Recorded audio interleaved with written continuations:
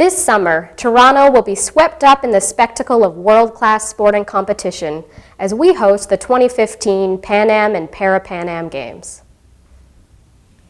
In celebration of the Games, the Toronto Public Library is taking a look back at a simpler time for sport and recreation in the city. Our new exhibition tells the story of Toronto's sporting past through the library's collection of historic documents, photographs, rare books, art, and ephemera, housed here in the Marilyn and Charles Bailey Special Collections Center on the 5th floor of the Toronto Reference Library. Popular sports grew and changed with the city of Toronto, from modern lacrosse's roots in Aboriginal traditions to the imported British games popular before Confederation, to the extravagant regattas that brought thousands of spectators and eager gamblers to the city's waterfront. Some of these sports will be familiar, but others you might not recognize, like ice boat racing on the Toronto Bay, which first gained popularity in the 1820s.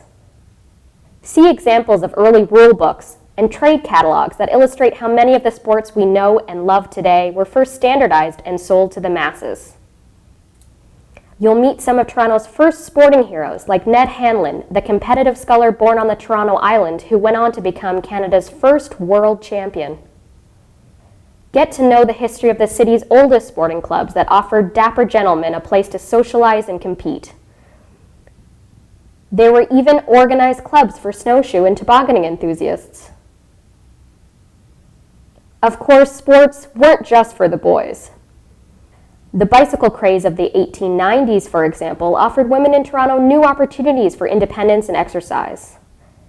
The popularity of cycling also encouraged changes to women's dress, like the introduction of bloomers and split skirts, considered quite scandalous at the time.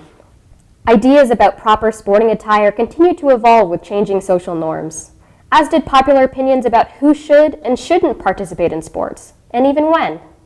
You might be surprised to learn that for much of the 19th and 20th century, cycling, playing ball, and paddling was prohibited on Sundays. A lot sure has changed. Come into the TD Gallery to learn about these and many more stories from Toronto's sporting past. I hope you enjoy the exhibition.